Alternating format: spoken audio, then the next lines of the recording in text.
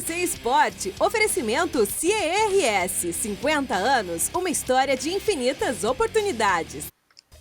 Está valendo, Ribeiro Neto, dia 24/4/2020, meio-dia e 14, está no ar o RDC Esporte aqui na RDC TV. Estamos ao vivo para o mundo em todas as plataformas digitais e também nos canais 24 e 524 da Claro Net TV. Se adaptando, né? Software novo hoje, por isso um pouco desse atraso, mas está fantástico. Parabéns à equipe técnica. Esse é o novo mundo, essa é a nova era. 2020 chegou de vez agora aqui na RDC TV. Estou comigo, Ribeiro Neto, o verdadeiro. Tudo bem, Ribeiro? Tudo bem, belezinha? Estou um pouco estupefato ainda com tudo que eu ouvi agora há pouco. Eu vou falar, eu falo as verdades. Deixa eu só apresentar o João Gayer. João Gayer, treinador de futebol, futsal, futsal, preparador físico da Seleção Brasileira de Futebol 7. Tudo bem, Joãozinho? Tudo bem, galera? Mais uma vez um prazer estar com todo mundo e a gente poder discutir um pouco do que está acontecendo aí no nosso país e no mundo.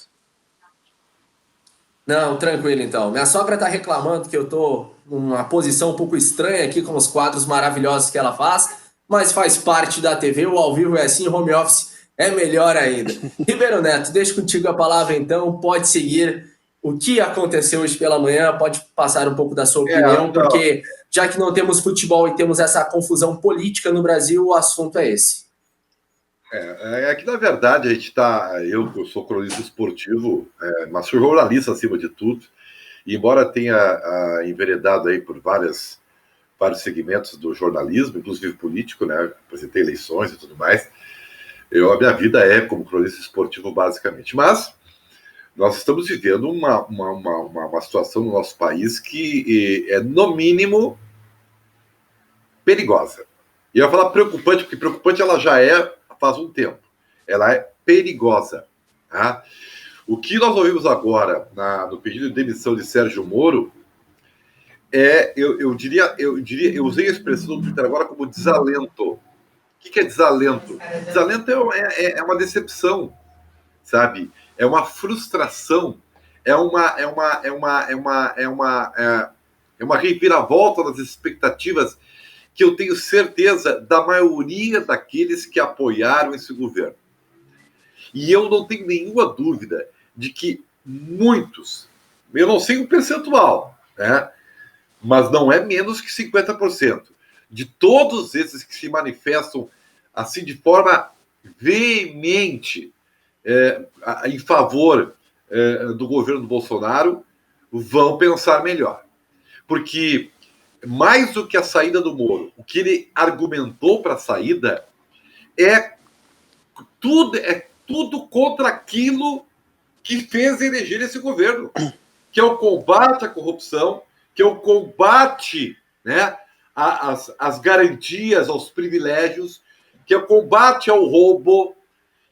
E eu, pessoalmente, estou desolado, porque eu nunca fui partidário. Eu sou contra partidarismo. Eu sou cidadão político, como todo cidadão é, né? Mas eu não sou partidário, né? Eu acho que nós nos livramos de ladrões, né? Primeiro escapamos de militares, depois fomos tomados conta por ladrões, e agora eu acreditava que poderia ter algo no fim uma luz no fim do túnel. É só decepção. Então, assim, eu realmente estou assim, sabe? O que eu vou dizer para vocês? É um desalento. Sérgio Moro, na minha opinião, é simplesmente o topo da pirâmide de uma filosofia de mudança nesse país. Essa é a minha opinião. A minha opinião. Tá? E a saída dele, não a saída, a forma como ele saiu, dá conta de que as suas verdadeiras intenções não são mais bem vistas. Por quê? E aí a opinião minha também, o presidente Bolsonaro está sendo traído pelos seus filhos. Quem está derrubando o Bolsonaro são os seus filhos. Infelizmente, essa é a grande verdade. E infelizmente, o presidente está trocando tudo aquilo que ele conquistou para defender. Eu não tenho, claro que a gente defende a família, mas tu não pode, tem um bem maior que é o povo brasileiro. Ele está traindo o povo brasileiro para defender alguns desmandos que ele defendeu arduamente quando houve interesse. Então é um desabafo meu, é um desalento, né, que eu sei que vai ser seguido por muitas pessoas, né, que acreditavam ainda nesse governo. É o que eu tenho a dizer.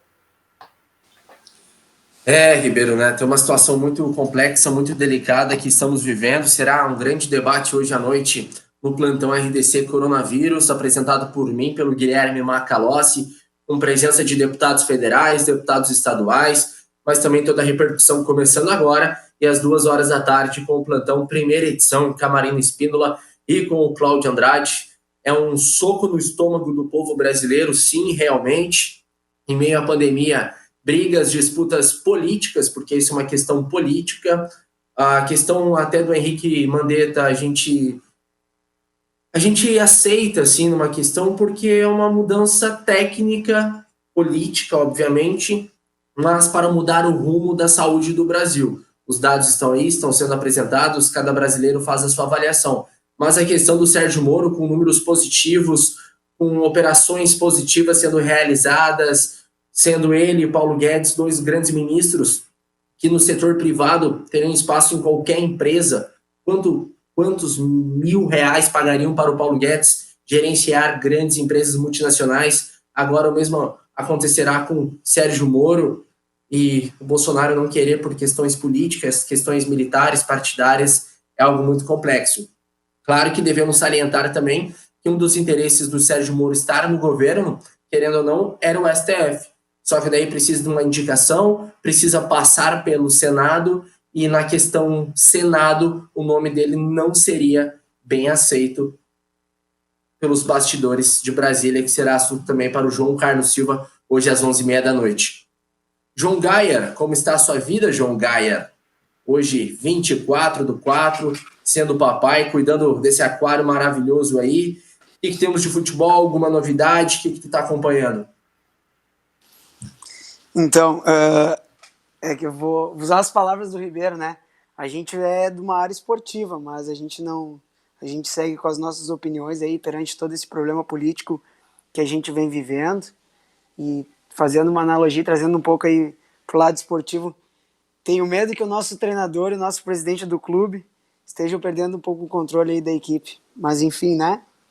Só uma frasezinha que eu acho que dá pra deixar a pulga atrás da orelha. Estamos vivendo, estamos controlando, as atletas estão em casa fazendo os trabalhos, estamos acompanhando da melhor maneira possível, né? Infelizmente a gente não tem nem previsão para retorno ainda.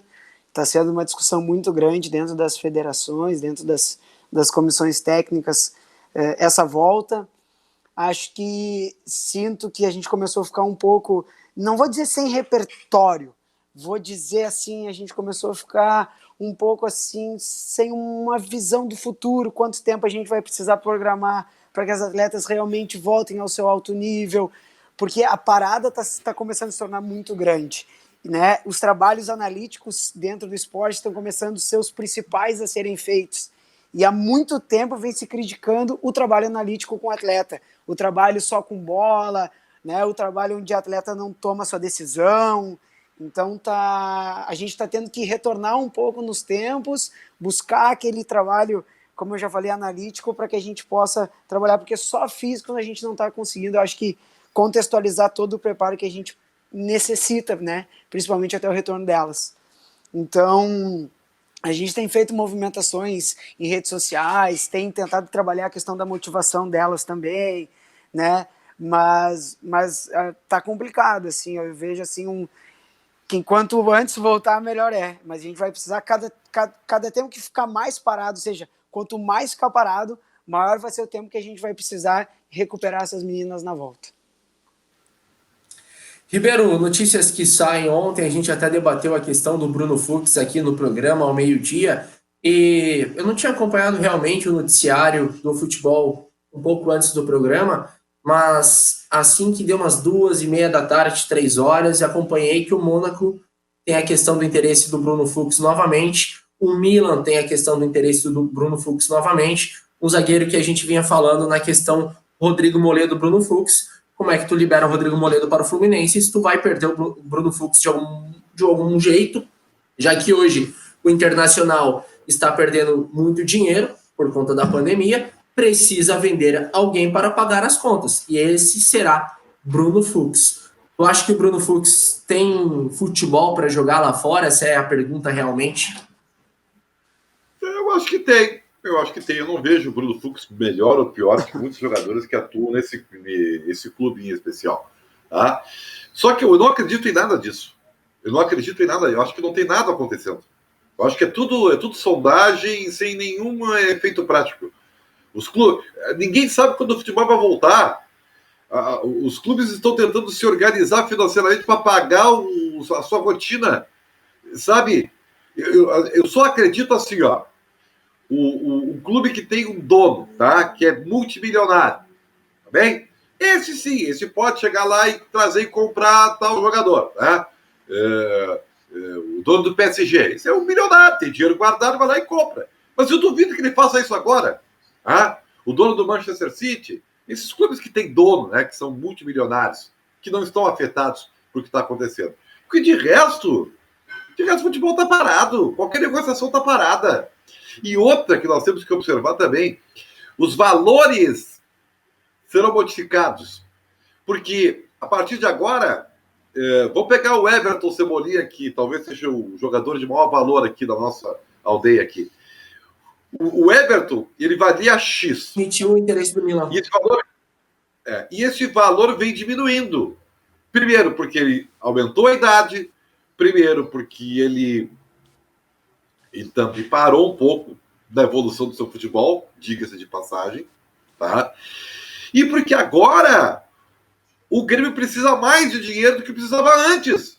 Então é óbvio que os valores diminuíram e o Everton vai sair, eu acho, pela metade daquilo que o Grêmio achou que ia vender. E vai sair porque o Grêmio precisa vender. Precisa vender. Tem que vender. Né? Aliás, o Grêmio vai vender por qualquer um que receba uma oferta digna. Vai vender. Seja o PP, o Everton, o Matheus Henrique, o Jean-Pierre, vai vender. Porque o Grêmio vai ter que tapar o furo que vai ficar diante de tudo que está acontecendo. E o mesmo vale para o Internacional. O Bruno Fux pintou 5 milhões, já vai um abraço, paga a passagem, inclusive. Tem que tapar o furo. Quem vai sofrer quem sofre mais são os clubes que precisam tapar o furo. Quem paga salários astronômicos, aí eu não vou bater essa tecla de novo aqui, né? Vou ser repetitivo. Então, é isso que vai acontecer. Então, eu, se sou o empresário, se sou dirigente, tenho dinheiro para investir depois da pandemia, eu vou esperar e vou oferecer bem pouquinho. Vai comprar igual. Eu estava observando aqui, tu falou sobre os 5 milhões de euros do Bruno Fux, um site que a gente sempre fala para até os telespectadores entrarem, é o Transfer Market, é um site que ele te dá uma base, né, de quanto vale o jogador, os números do jogador, o crescimento, a baixa dele, e o Bruno Fux está valendo, eu me assustei realmente, porque jogadores como Everton, Matheus Henrique e Jean-Pierre valem mais que 10 milhões de euros. O Bruno Fux está valendo 1,8 milhões de euros. Um valor muito baixo. E agora tu compraria por 2 milhões de euros? É isso aí, velho. Porque não tem... O mercado que regula. E como é que o mercado regula? Quem tem, oferece. Quem não tem, pede. Né? O teu desespero é que dá a conta do negócio, né? Tem que tapar o furo aqui. Vende. Não tem. Isso aí é a fórmula da vida, entendeu? Não tem o que fazer, sabe? Então, esquece.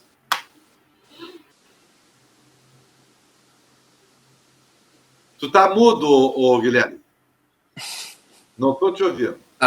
Mas a gente vai se adaptando, então. Agora tu tá me ouvindo. Tu tá com saudade dessa minha voz bela, né? Pessoalmente.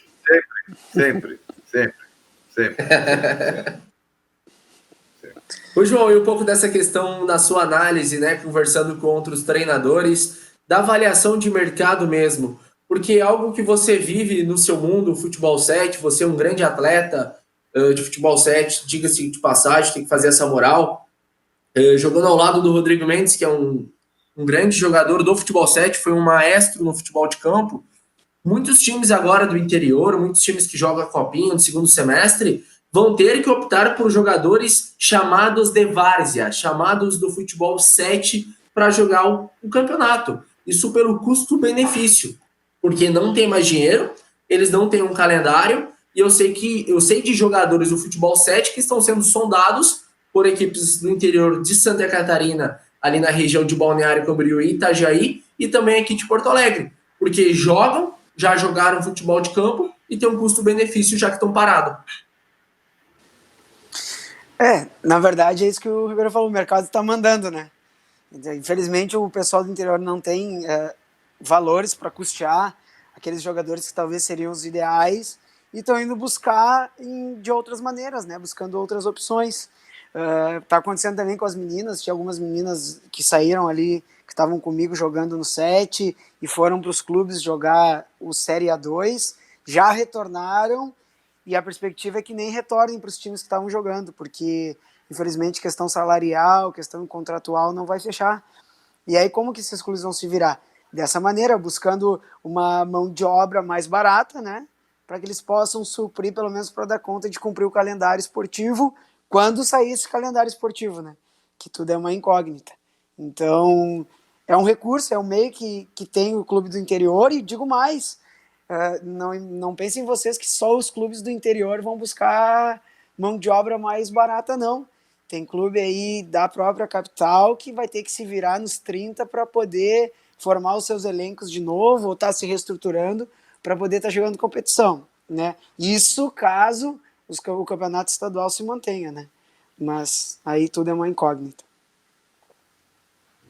Ribeiro, a gente vive num país onde muitos dirigentes não são profissionais, estão nem aí. Aquele discurso que a gente sempre entra aqui na questão, estão fazendo essa burrice porque é com o dinheiro do clube, não com o seu próprio dinheiro. E a CBF, há 2 semanas atrás, colocou 50 mil reais na conta de clubes de divisões do futebol feminino, que daí é a parte que eu tenho mais conhecimento, da Série A1 e a Série A2, esse valor que era para pagar salários, que era, gente, já que estão sem receita, já que estão perdendo patrocinador, estou te mandando esse dinheiro para você pagar salário. Só que está acontecendo o seguinte, os clubes não estão pagando salário, estão atrasando, porque não tem ninguém fiscalizando essa porcaria que tem que pagar o salário. E daí deixa a gente irritado, porque a menina que ganhava 600 reais, que é uma miséria perto do futebol profissional, não estão recebendo. O clube vai atrasar 3 meses, porque na justiça depois se resolve. O que eu digo é sempre a mesma coisa, né? Isso não surpreende. E eu já falei aqui, disse pessoalmente ao Feldman lá da CBF, numa entrevista, se a CBF não fiscalizar para onde é que o dinheiro está indo, não vai adiantar nada. Os clubes vão tapar os seus furos. E são vários, né? São muitos, né? E infelizmente é isso aí. Não tem.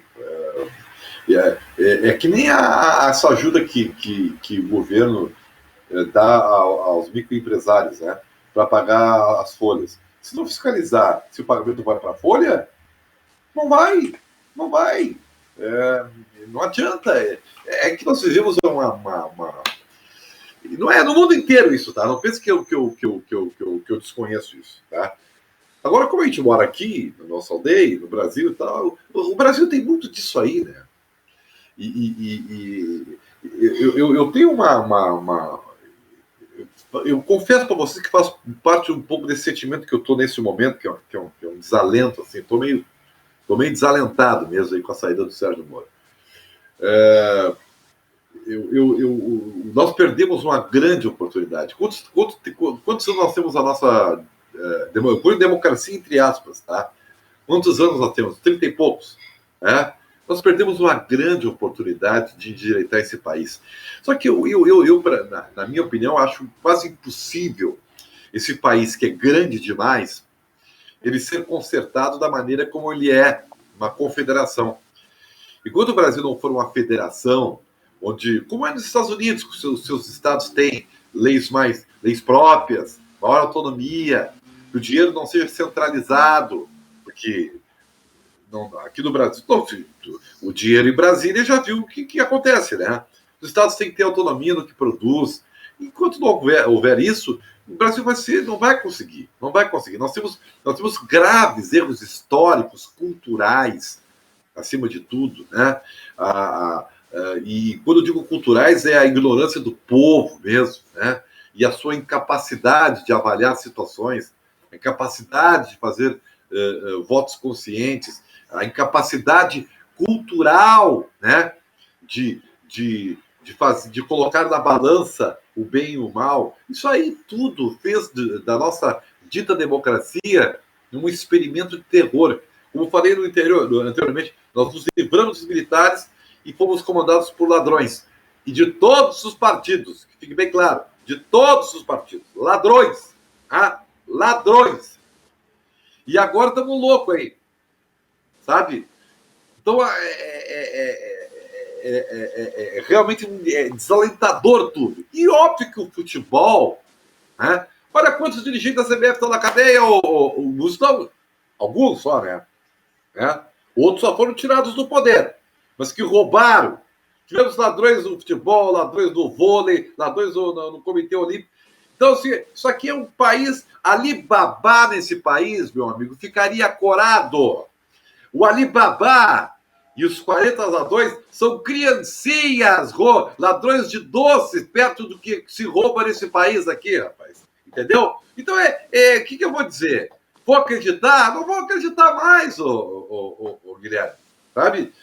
Não vou. Eu sei que hoje eu tô desalentado, tá? Porque realmente fiquei pasmo com o que eu ouvi com a entrevista do ex-ministro da Justiça.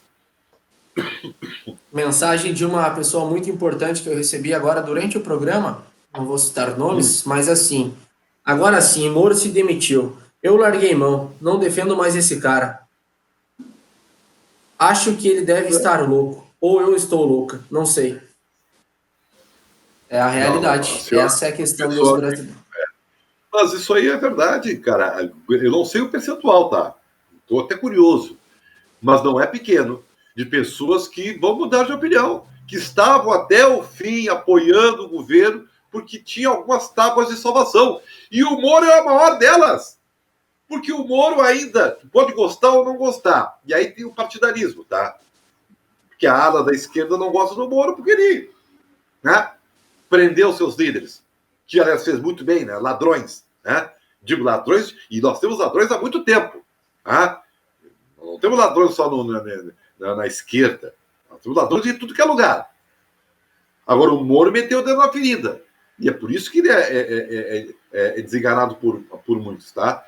Agora, o Moro provou hoje que ele também não é corruptível. A direita. Isso que ele está provando. E muitos dos apoiadores do atual governo eram, como se diz assim, moristas. Moristas, tá? Tinham no Moro, né, o no topo da pirâmide. E isso vai mudar. A repercussão, eu tenho certeza, será drástica para o atual governo. Um dado que a gente sempre vem destacando, que eu não utilizo, mas que estão utilizando, são os superministros, né? O Paulo Guedes e a questão do Moro. Assim que o Bolsonaro foi eleito, os dois nomes deram credibilidade ao governo que estava vindo por ali. Tinham todas as questões do Bolsonaro, que com a presença do Moro e do Paulo Guedes, o Moro na segurança e o Paulo Guedes na economia, deram a credibilidade que ele perdeu agora. Porque ele tira o Mandetta, ele tira o Moro e o Paulo Guedes é escanteado.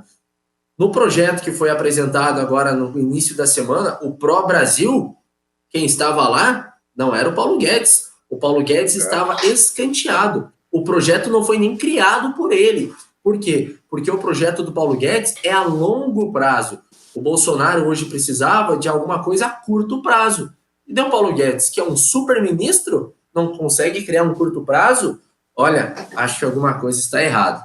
Gente, há mais de 50 anos o CIERS é referência em estágio e aprendizagem, contribuindo com o futuro das novas gerações. Acesse aí www.ciers.org.br e fique por dentro de todas as novidades que o CIE-RS oferece para você. Já voltamos.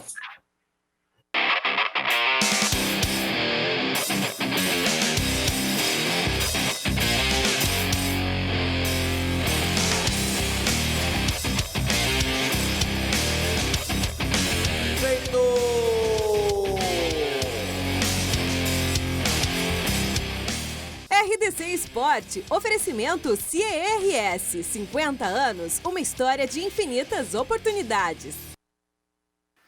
Ó, gente, nos bastidores a gente estava falando sobre receitas saudáveis para aguentar essa quarentena, mas a gente fala nisso daqui a pouquinho no final do programa. Está de volta o RDC Esporte aqui na RDC TV, com o apoio de CIE-RS, há mais de 50 anos sendo referência em estágio e aprendizagem. Acesse aí www.ciers.org.br e saiba mais. Ribeiro Neto, nessa questão desse mundo tão louco, a gente tem mais 6 minutos de programa aqui, o RDC Esporte. O que tu pode me contar de filmes e séries? Bom, eu vi... O que eu vou dizer? Eu vi o Chafariz do Cavalo de Guerra, né? Que eu falei ontem, né? Ontem, na verdade, eu vi eu tô vendo ainda um filme. Eu terminei de ver. Terminei. Um filme bem legal até, viu, cara? Do Champagne, tá? Que é sobre é um fato real que aconteceu de uma espiã da CIA que foi exposta durante o conflito militar dos Estados Unidos contra o Iraque, né? Aquela história das bombas e das armas bioquímicas que teria tido o Iraque e tal, né? E é muito legal o filme mesmo, muito legal. Eu só não me lembro o nome do filme aqui agora, mas tá no Claro Vídeo lá, quem tem o Now lá. Muito bom o filme, eu recomendo. A trama política bem legal e foi um fato real que aconteceu. Então, no final aparece o depoimento dela lá no Congresso. E os caras... É interesse político, né? Os caras vazaram para desacreditar uma pessoa que estava dizendo que os tubos de alumínio do Iraque não eram para usar urânio dentro e tal. E porque a gente sabe que os Estados Unidos, na época do George W. Bush, queria a guerra por interesses financeiros, né? Era óbvio, né? E para segurar a parte de petróleo que o Iraque produzia. A gente sabe disso aí, né? Então, mas muito legal, é um filme que eu recomendo para o momento, né? Já que a nossa vida é... Galera, pro pessoal, pro final de semana. É muito complexo essa questão, né? Até tô me perdendo aqui na tela, que ela tá pequenininha agora pra gente. Mas a infelicidade, né? Até caiu o fone aqui, desculpa, pessoal. A infelicidade de não ter futebol, as notícias, mas agora o Grêmio Internacional estão se preparando, né, Ribeiro Neto, João, para voltar ao futebol a semana que vem. Voltar o quê? Aos treinamentos. Mas a questão ainda de ter decreto municipal. É o que eu acho que eles esperam. É o que eles estão criando uma cartilha, né? Acesso restrito, atividades conduzidas de forma diferente, grupos de trabalho. Então é tudo que eu acho. É tudo se acontecer, se fizerem. Só que temos que ter em vista que o pico em São Paulo será na semana que vem, provavelmente. E se o futebol de São Paulo não voltar, o Brasil não vai voltar. Isso é indiscutível. Campeonato Gaúcho, os times já não tem mais times. Grêmio e Inter, mais uns 3, 4 ali. O resto já liberou todos os jogadores. Muitos jogadores, daí esse que é o detalhe que eu queria entrar, querem voltar às atividades do futebol brasileiro semana que vem. Como é que o seu Renato Portaluppi vai pegar um avião lá e vir para Porto Alegre dar treinamento? Essa logística dele de aeroportos. Outros jogadores que estão fora da capital. Não tem como, gente. É uma situação muito complexa. Eu voltaria tudo. Sei que é dificuldade, sei que tem a questão do home office para jogador de futebol não funciona tão bem, porque eles valem milhões, mas futebol vai voltar, vai ser a última coisa a voltar, isso a gente já sabe, porque o governador do estado do Rio Grande do Sul, Eduardo Leite, já falou sobre isso. Joãozinho, mais 3 minutos aqui, alguma novidade da vida, alguma outra questão que você gostaria de ponderar no RDC Esporte? Algum filme, alguma música? Como está sendo a rotina de ser papai? Então, bora lá. Eu vou aproveitar aqui para para falar um pouquinho do projeto inicial da Futebol 7 Brasil em relação a curso para os árbitros. Fez uma seleção aí com 10 árbitros FIFA, né, já de Copa do Mundo, de tudo que já rodou aí pelo mundo.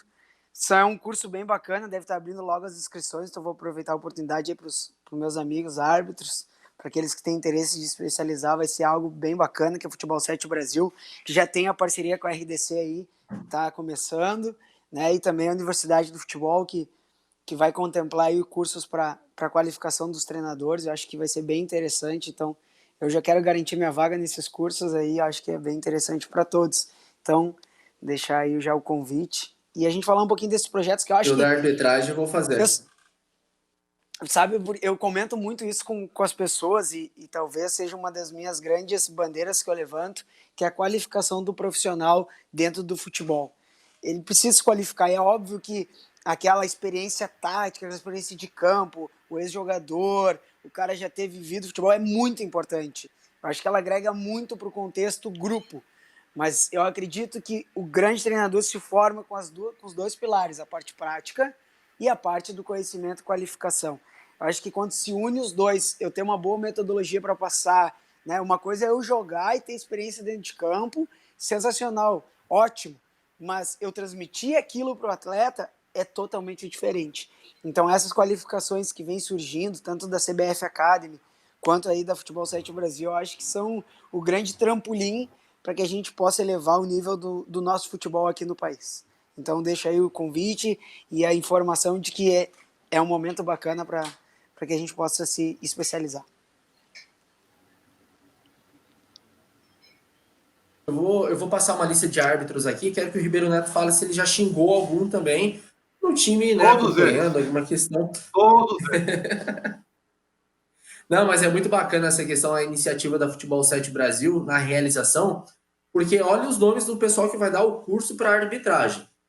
Anderson Daronco, árbitro aqui do estado, Heber Roberto Lopes, que foi meu professor, Carlos Eugênio Simon, Merivan Feitosa, que é eleito o melhor árbitro de futebol 7 do mundo, da FIF7, Edson Rezende de Oliveira, Marcelo de Lima, Fernanda Colombo. A Fernanda, eu fiz um curso com ela em São Paulo de comentarista esportivo da TH3 360. Beijão para ela, uma querida. Esposa do Sandro Merahit, que é árbitro de Copa do Mundo, estará também no curso. E o Pericles Bassol, árbitro FIFA, o primeiro árbitro VAR do Brasil. Ele que é comentarista de arbitragem do grupo Tanner. É um curso muito interessante, buscando a qualificação. Ribeiro Neto, gostaria de falar mais coisas com você, mas eu não tenho mais assuntos para falar com você sobre futebol. Então, gostaria de, sei lá, quer passar uma receita para o pessoal de casa e a gente dá tchau? Tá, beleza, assim. Pegue 2 latas de creme de leite e 1 lata de leite condensado, mais 2 colheres de leite ninho, mexa tudo. Depois, gelatina sem gosto. Põe na água quente, né? Desidrate ela, ajude tudo, misture tudo. Leve na geladeira por 1h30. Quando ficar durinho, faça com creme de leite, chocolate, outro creme. Passe por cima, quebre chocolate, se coloque em cima e depois polvilhe com esse chocolate em pó. Mais 1h30 está pronto uma deliciosa receita. Vai, Ribeirinho! Tchau, tchau! Beijo, que eu vou comer agora. Não, mas só espera aí, Ribeiro. Não encerra, porque essa plataforma não dá para encerrar ainda. João, muito obrigado, tá? Valeu, Gui, mais uma vez o convite. Ribeirão, muito bom dar umas risadas assim. Valeu, obrigado mais uma vez. Parabéns pelo programa. Tamo junto. Gente, para você de casa, meu muito obrigado. Voltamos na segunda-feira, mas se liga agora, tem Bairrista Futebol Clube e o assunto do dia é bem polêmico. Segura aí. Tchau, tchau.